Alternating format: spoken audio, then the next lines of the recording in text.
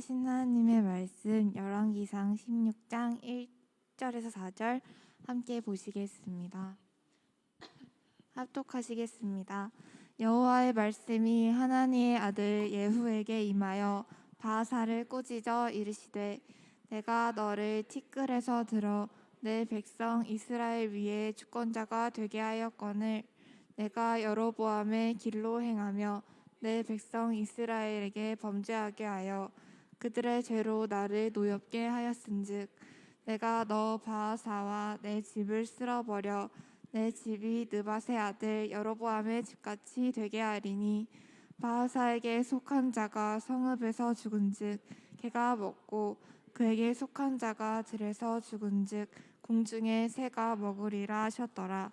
아멘. 목사님 나오셔서 말씀 주시겠습니다.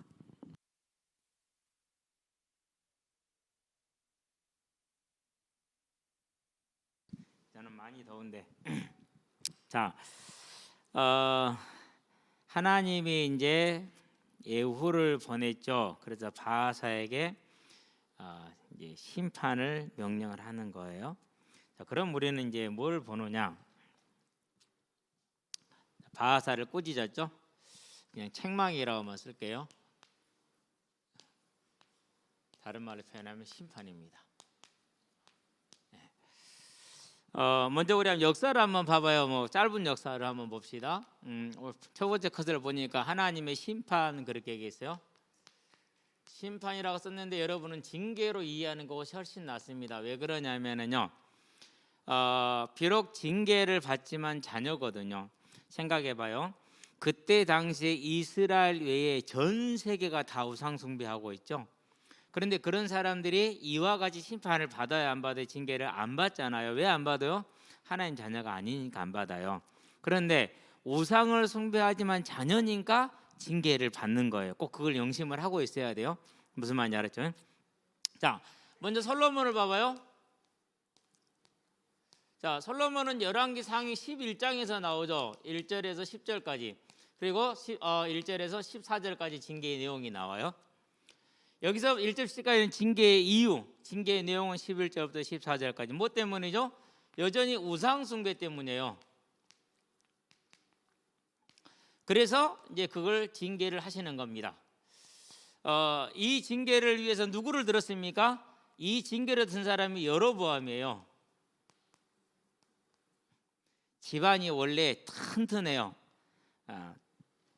여로보암을 소개할 때 장사였더라, 용사였더라 이렇게 얘기하잖아요. 그 말은 좋은 집안 출신이다라 이 말이에요. 그 개인이 막 뛰어났다라는 그런 것도 있지만은 더 근원적인 뜻은 집안이 좋은 집안이에요. 자, 여로보암을 들어서 솔로몬의 우상 숭배를 징계를 하는데, 그래서 이제 열왕기 상에 보면은 11장 38절에 하나님이 요구하는 조건이 있어요. 무슨 조건을 요구합니까? 온풍기 끄자니까는요. 다 껐어요? 사모님 꺼주세요. 예. 무슨 조건을 얘기하시냐면은요, 우상을 숭배하지 말라고 얘기를 한 거. 우상을 숭배하지 말라고. 그러면은 너희 집을 견고히 세우고 이스라엘 너에게 주겠다라고 하셨어요. 그런데 여로보암이 우상을 숭배했어요, 안 했어요? 열왕기상 12장을 볼까요? 12장 몇 절부터 20 몇 절부터인가요?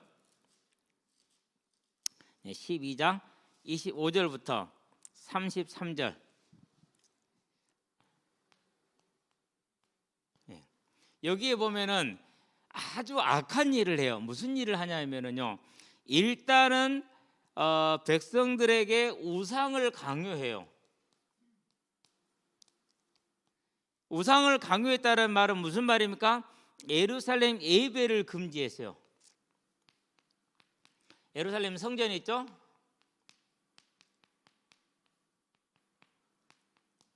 이 예배를 금지한 거예요. 대단히 악한 일이죠. 그러니까 솔로몬이 우상 숭배 때문에 나라를 쪼개게 됐는데, 본인이 그걸 알고도 이 명령을 받았고도 그것을 알고 있고 이 명령을 받았음에도 우상을 강요하고 예루살렘 예배를 금지시킨 거예요. 그래서 하나님이 열왕기 상에 보니까 13장이죠. 13장 전체에서 이제 하나님의 심판을 명령을 하죠. 그런데 회개를 해야 안 해요? 안 하죠. 32절 아마 33절 이렇게 될 거예요. 마지막 두 절이죠. 여전히 죄악을 지어요. 그렇죠. 그러고 이제 그러니까 하나님이 뭐 심판을 시작하죠. 열왕기상 14장이죠. 16절이죠. 여기에서는 드디어 나오면 뭐합니까? 여로보암 개인에 대한 심판이 나옵니다. 그리고 이스라엘에 대한 심판까지 나옵니다. 함께 나옵니다. 이게 15절, 16절이죠. 1절부터 14절까지죠. 이렇게 심판을 명령을 받고 나서 그러면 회개를 하느냐? 여전히 회개를 해요, 안 해요? 여전히 회개를 안 해요. 왜 회개를 안 할까요? 참 대단하죠. 그러니까. 그래서 어떻게 됩니까? 이제 그래서 이것을 심판하는 게 누구예요? 그게 바하사예요. 여로보암을 통해서 솔로몬의 나라를 가져왔지만은 이제 여로보암의 우상 숭배는 바하사를 통해서 합니다. 그게 우리 지난주에 봤던 거죠. 몇 장입니까? 15장이죠. 15장 볼까요? 우리 지난주에 봤던 내용인데요. 15장에 보니까 16절부터인가요? 아닙니까?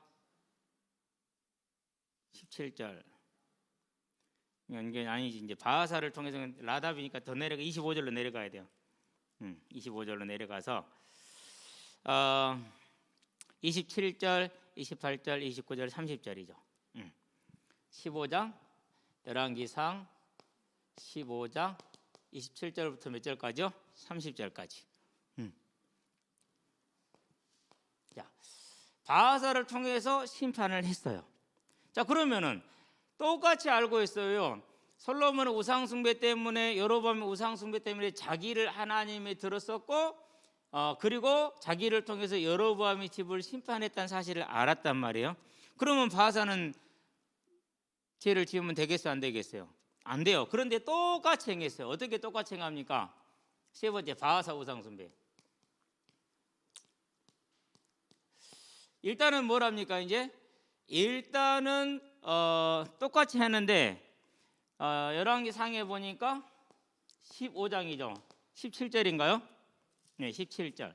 뭐라고 합니까? 사람을 유다 왕 아사와 왕래하지 못하게 하니라 그랬어요. 유다 왕 아사와 왕래를 못하게 했다는 말은 무슨 말이에요? 자, 아사 왕이 지금 신앙 개혁을 하고 있죠. 산당을 없애고 우상을 없애고 성전에서만 예배를 드리게 하는 겁니다. 그런데 그런 아상하고 왕래를 못하게 했다는 말은 무슨 말입니까?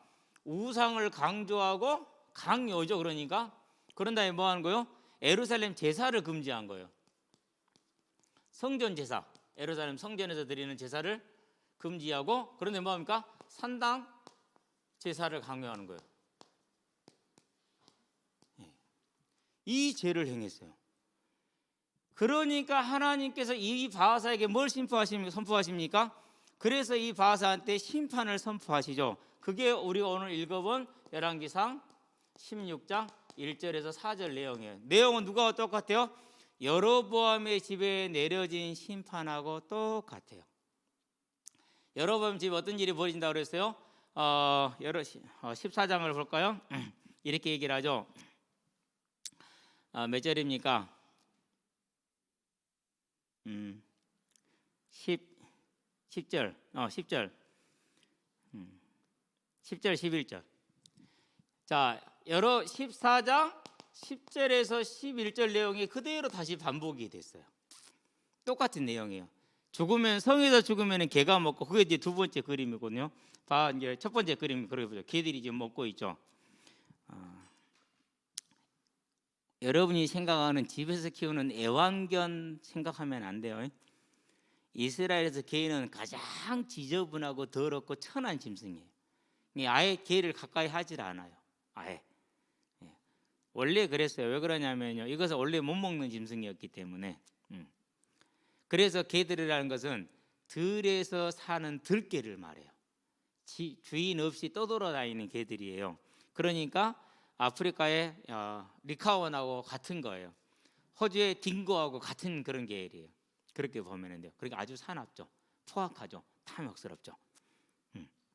그러는데 사자하고는 또 달라. 사자는 먹기 위해서만 사냥을 해. 근데 개는 취미로 사냥을 해. 되게 잔인하죠. 그러니까 지금 제주 같은 데는 큰 문제가 됐어요. 말도 물어서 죽이고요, 염소 물어 죽이고 그래요. 얼마 전 뉴스에 나왔죠. 들깨 3마리가 들어와서 1시간 동안에, 그래가지고 3마리 염소를 물어 죽이고 나머지 염소는 전부 다 못쓰게 만들어 버렸어요. 주인이 와서 몽둥이로 쫓아오니까 주인을 물라고 덤벼요. 3마리밖에 안 되는데도 그래요. 성견이기 때문에 무서워요. 아주 맹수예요, 맹수. 이스라엘에서는 가장 천하고 가장 비천한 것 중에 하나가 개예요. 그런데 시체를 개가 뜯어먹는다, 개보다 못하다는 소리죠. 들에서 죽었더니 새가 뜯어먹어. 여기는 이제 까마귀가 그려져 있는데요. 뭐 까마귀나 독수리가 되겠죠. 이제 까마귀가 너무 귀여워. 참새 같아. 아주 귀여워. 많이 먹을지 못할 것 같은데. 뭐 여러분 그냥 이해하세요. 우리 아마추어들이 그려서 그러는 거예요. 예. 이 심판의 선포가 됐어. 그러면 하나님 말씀 선포돼서 어떻게 됐을까요? 그 말씀대로 열왕기상 16장에 보니까 성취가 되는데, 누구를 통해서 성취가 돼요? 시므리를 통해서 성취가 돼요. 시므리를 통해서. 자, 16장에서 보니 한번 볼까요? 이제 여러분 많이 읽습니다 지금. 자, 11절 봅니다. 시므리가 왕이 되어 왕위에 오를 때 바사의 온 집안 사람들을 죽이되 남자는 그의 친족이든지 그의 친구든지 한 사람도 남기지 않았어. 그러니까 장례를 치를 수 있어요, 없어요? 치러줄 사람이 아무도 없어. 자, 나는 바사왕하고 안 친해. 그러는데 내 친구가 바사왕하고 친했어. 그래서 그 친구가 죽었어. 그럼 내가 지금 장례를 치러요, 못 치러요? 못 치러. 왜? 내가 치르면 나도 죽어. 못 치르는 거예요. 그것이 연산군이 죽었었을 때 수양대군이 했던 전략이에요. 수양대군이 연산군을 죽이고 나서 연산군의 어머니까지 같이 죽여요. 그러고 나서는 이제 죽어서 이제 무덤이 장례가 됐는데 계속 저녁에 나타나서 괴롭힌단 말이에요. 그래서 무덤을 파헤쳐요. 파헤치는데 사람들이 많이 죽었어요. 파헤치면서 그때부터 파헤치고 나서 그 관을 어디다 뭐 해버리냐, 던져버렸어요. 강에다가. 아무도 그걸 건져다가 묻지를 못해요. 묻으면 어떻게 돼요? 수양대군한테 죽으니까. 그런 다음에 단종의 시체를 누가 훔쳐가 버렸어. 왜 그러냐면 이제 그렇게 이게 어떻게 죽였냐면요, 사약을 내렸는데 안 먹었어요. 안 먹으니까 포졸이 가가지고 목을 졸라 죽였어요. 화살이 있죠, 화살 그 시위 있잖아요. 거기다 끼가지고 목을 졸라 죽인 거예요. 창문에서 당겨가지고 그대로 놔놓고 가버렸단 말이에요. 근데 어몽도라는 사람이 단군의 시체를 단종의 시체를 거두어다가 어디다 묻은지 큰 길가에 묻어버렸어. 사람들이 지나다니는 큰 길가에다가 밤에 몰래. 누가 거기다 묻었을까 상상이나 하겠어. 그렇죠? 그러고 자기는 숨어버렸어. 그 사람을 찾아가지고 이제 그 시체 묻는 걸 찾아갔는데 시체가 하나도 안 썩었어. 그대로야. 그래서 장례를 나중에 치르게 되는데, 왜 그랬어요? 단종의 시체라도 묻어지면 연관이 있어서 죽으니까 못하는 거야. 그 일이 또 일어난 거야. 그래서 이제 10절 11절에 그대로 이루어졌어. 자, 그럼 우리가 뭘 볼 수 있습니까? 하나님 앞에 하나님이 사랑하는 자녀들이야. 그래서 잠언에 보니까 3장 11절 12절에 그래서 징계를 하는 거야. 안 그러면 징계 안 해. 이 말을 그대로 히브리서 인용합니다. 히브리서 12장이죠. 7절에서 8절에 보니까 자녀기 때문에 징계를 받는 거예요. 여러분들이 교회를 다니다 보면은요, 예수를 믿는 신실한 장로님이나 목사님들이 가끔 가다가 좀 심하다 싶은 일이 있을 수 있어요. 그것은 왜 그러느냐? 하나님이 그 장로를, 그 목사를 사랑해서 그러는 거예요. 안 그러면은요 그렇게 하지도 않아요. 여러분 그걸 항상 기억하시고, 하나님이 나를 사랑하니까 불신자는 매매를 안 때려 나는 먼저 때릴 수 있다. 여러분 기억하기 바랍니다. 그럴 때 매매 맞을 때 절대 다르게 해석하면 안 돼. 내가 하나님께 충성을 안 해서, 교회에 충성을 안 해서 이런 매를 맞는가, 내가 복음을 몰라서 이런 매를 맞는가, 내가 복음적인 사람이 아니어서 이런 매를 맞는가, 이렇게 착각하면 안 되고, 내가 하나님 앞에 죄를 지었구나, 하나님이 나를 때리시는구나, 나는 자녀가 맞구나, 그러고 뭐 하면 돼요? 그러고 여러분들이 믿음을 회복하시면 돼요. 여러분 그렇게 하시게 되길 바랍니다. 어떻게 회복합니까? 다른 곳 없어요. 여러분에게 하나님이 원하시는 것은요, 오늘 이 강단에서 나오는 말씀에 순종하는 걸 가장 원하세요. 다른 거 원하지 않으세요. 여러분들 특별히 뭐 다른 거 원하요? 그런 거 없어요, 하나님은. 그래서 이렇게 이루었다는 걸 저와 여러분이 봅니다. 그러면 이제 뭘 봅니까? 이제 이 심판과 징계가 계속 반복되고 있죠. 그렇죠? 그럼 뭘 봐야 돼요? 이유를 알아봐야 돼요. 왜 그럴까라는 거. 이유는 한 가지 있어요. 뭐가 있느냐? 소망이 없어서 그래요. 소망이. 무슨 소망이 없는 것입니까? 이 소망이 없어요. 부활 소망이. 요게 약해요. 여러분, 오늘 이 땅에 우리가 잠깐 살다가 죽은 이후에 영원한 생명의 부활에 들어갈 거거든요. 그 소망이 있으면 어떻게 되죠? 요 소망이 있는 사람은 히브리서에 보니까 11장 1절에서 40절인가 39절인가요? 여기까지 보면은 다 뭐였어요? 어려운 가운데 헌신하고 어려운 가운데 충성하고 고통 가운데서도 순종하고요. 어떤 핍박과 환난이라도 견디고 이겼어요. 그러고 차라리 이 땅의 삶을 포기했지 믿음을 포기하지 않았어요. 뭐가 있었어요? 이 소망이 있어서. 그래서 35절에 뭐라고 그랬습니까? 여자들도 자기들의 죽은 자들을 부활로 받아들이기도 하며 심한 고문을 받되 더 좋은 부활을 얻게 해서 구차히 풀려나기를 원하지 아니하였으며 그러잖아요. 그러니까 이 소망이 있으면은 우상을 버리고 온전히 하나님을 섬길 수 있어요. 근데 이 소망이 없는 거예요. 그러면 소망이 없고 부활의 소망이 있고 천국에 대한 소망이 없다. 그러면 뭘 할 수밖에 없습니까? 그러면은 이 땅에 있는 것을 뭐 해야 돼요? 사랑할 수밖에 없어요. 그게 창세기 3장 6절이에요. 먹음직도 하고 부함직도 이 죄를 또 짓는 거예요. 그래서요, 저와 여러분들은요, 이렇게 반복되는 죄를 짓지 않으려면 뭐 해야 됩니까? 내가 이 부활의 소망에 서야 되는구나. 왜요? 이 부활의 소망에 서면 히브리서에 보니까 6장 19절에 뭐가 있어요? 큰 능력이 있어요. 자, 디모데후서를 봐봐요. 바울이 그 고난 가운데 가는 이유가 있어요. 4장이죠. 6절에서 8절입니다. 6절이 뭐라고 그러니까 내가 전제와 같이 벌써 부어질 준비가 됐다. 전제는요, 수를 따라서 앞에다 땅에다 쏟는 걸 전제라고 그래요. 그러고 나면 끝나는 거죠. 그렇죠? 죽을 날이 가까웠다라는 거. 7절에서 뭐라고 그럽니까? 믿음의 선한 싸움을 싸웠다 그래요. 믿음의 선한 싸움을 싸웠다. 믿음의 선한 싸움이 뭐예요? 누가 성 누구냐? 갑자기 기억이 안 나네. 성현이를 욕했어. 그러면서 되게 막 뒷땅을 많이 까서. 근데 보니까 성현이보다 훨씬 등치도 적고 싸움도 못해. 야, 이 새끼 이리 와봐. 두들겨 패불면 돼. 근데 성현이가 아무 말도 안 하고 있는 거야. 그냥 놔두는 거야. 친구들이 얘기를 해줘도. 친구들 옆에서 말해. 야, 그런 씹쭈거리 같은 새끼가 너한테 그래 너 가만히 있을 거냐? 이렇게 한단 말이에요. 이제 애들 그거거든요. 그냥 애들 말은 그래요.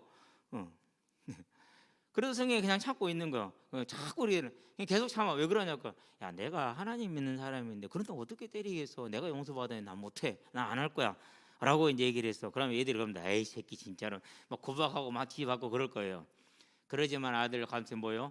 그것을 보고 나서 이 새끼들 예수 믿는 놈 맞구나. 이걸 믿음의 선한 싸움이라고 그래. 무슨 말인지 알았죠? 앞으로 여러분이 신앙생활 하다 보면은요, 누가 여러분 흉복이다 하고 거짓말하기도 그래요. 그런 말을 들을 때 억울하기는 해. 그래도 뭐라고요? 입을 다물라. 아멘. 그게 믿음의 선한 싸움. 뭐가 있으니까는요, 누구는 다 알고 계셔. 하나님은 아세요. 내가 인내하는 것도 알아요. 내가 참는 것도 알아요. 내가 용서하기를 위해서 애쓰는 것도 알아요. 왜요? 다 그걸 상급으로 받을 거니까. 그러고 보니까 믿음의 선한 싸움을 싸우고 달려갈 길을 마쳤다 그러죠. 여러분과 제가 해야 될 일을 힘을 다해서 하는 겁니다. 달려갈 길을 마치고 뭘 지켰어요? 믿음을 지켰다 그러죠. 왜 믿음을 지켜야 돼요? 아니 하나님이 살아계시면 나에게 이런 일이 있을 수가 있냐고 도대체. 그런 일들이 항상 있어. 춥고 헐벗고 굶주리고 배고프고 강도의 이욕과 강의 이욕과 이방인의 이욕과 동족의 이욕과 여러 번 파선하고 배만 타면 배가 깨져버리네. 여러 번 옥에 갇히고. 그러면 그냥 갇힙니까? 많이 두들겨 맞았잖아요. 그렇죠? 많이 상처나도 두들겨 맞고. 그러면서 어디를 가든지 간에 핍박을 당하고 환난을 당하고. 하나님 살아계셔 안 살아계셔? 아니 하나님이 살아계시다면은 왜 그 사람한테 그렇게 고난스러운 일들이 많이 생기냐고 도대체가. 바울을 죽이기 위한 결사대 40인 결사대가 형성이 됐어. 저놈 죽이기 전에는 밥도 안 먹겠다 잠도 안 자겠다는 그런 결사대가 만들어 쫓아다녀. 그러니 뭐가 필요합니까? 그러게다 뭐가 있어요? 또 몸에 질병은 있네. 그래가지고 항상 아파가지고 괴로워. 누구는 간질이었다, 누구는 눈의 질병이었다 이렇게 얘기를 하는데, 그래도 편지를 많이 대피를 시켰나 봐. 안 보이니까. 아마 눈의 질병이었을 가능성이 얼마나 불편해. 그렇죠. 그러니까 도대체 예수를 믿고 하나님께 쓰임을 받는데 남은 병은 고치는데 자기 병은 못 고치네. 남은 풍족하게 만드는데 자기는 맨날 가난하고 죽고 헐고 굶주리네. 여러분 같으면 예수 믿는 이 때문에 경찰서 한 번만 가면 그 다음부터 아마 겁나서 교회 안 올걸요. 그런 사람 없을 걸로 믿습니다만, 그랬다니까요. 그래서 뭐가 필요해요? 믿음을 지킬 필요가 간절히 있었던 거예요. 간절히. 근데 오늘날 그렇게 얘기하는 목사들은 거의 없어요. 예수 믿으면 잘 돼. 안 되는 건 네 복음 몰라서 그러는 거야. 순사기꾼들이라. 하나님 앞에 가면 알게 될 거예요. 바울이 그랬어요. 뭐가 있었어요? 그런데 이 얘기를 하는 건 뭐였더니 이걸 바라봤다는 거. 8절에 뭐라 그럽니까? 이제 내가 기다리는데 생명의 면류관을 내가 바라본다 그랬어요. 생명의 면류관을. 뭘 바라보는 거요? 천국에 가면은 부활의 때에 상급을 주시겠다는 이 소망이 있으니까는요, 이 반복이 돼요? 안 돼요? 안 되잖아요. 핍박자의 삶에서 완전히 돌아섰잖아요. 그런데 여로보암도 바사도 돌아서지 못하는 이유가 뭐예요? 이게 없어서 그러는 거예요. 그럼 누가 뺏어갔어요? 그러면 이제 일이 가야죠. 창세기 3장에 누가 뺏어가요? 마귀가, 사단이 세상을 통해서. 그래서 이 세상이나 세상에 있는 것들을 사랑하지 말라 이렇게 얘기를 했어요. 내가 멋지게 보이기 위해서 여러분이 돈을 벌려고 노력하지 마세요. 내가 성공하기 위해서 노력하지 말고 성공하기 위해서 예수 이름 부르지 마세요. 그거예요. 그러니까 무슨 말인지 알겠죠? 그것을 근데 여로보암이나 바사는 못했다라는 사실이요. 뭘 몰랐던 겁니까? 한 가지를 몰랐어요. 창세기 1장 1절 태초에 하나님의 천지를 창조하시니라. 이 말은 무슨 말입니까? 사도행전에 보니까 17장 24절에서 25절에 만물을 창조하시고 만물을 주재하시는 하나님이시고 사람들에게 만물을 공급하신 이시라는 것을 모르는 거예요. 그걸 모르니까 어떻게 됩니까? 당연히 그런 것이죠. 이거 없으면 당연히 모르는 거죠. 세 번째, 자 그러면 이제 저와 여러분들을 봅니다. 하나님이 기뻐하는 자.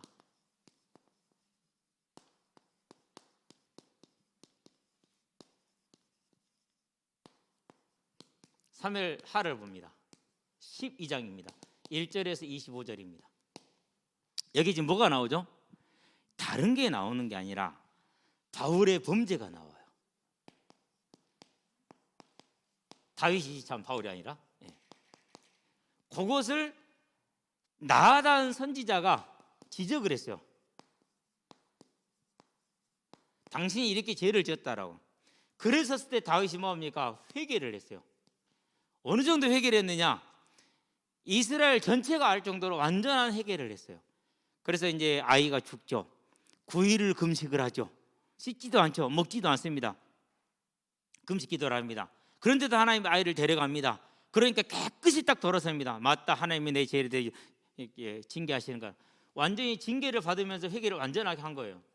그렇게 됐었을 때 하나님이 사무엘하에 보니까 12장 24절에서 25절에 뭐라고 그럽니까? 아이를 하나 주는데 여디디아라 그래. 여디디아. 하나님이 사랑하시는 자, 하나님이 기뻐하시는 자. 그 이름을 뭐라고? 솔로몬.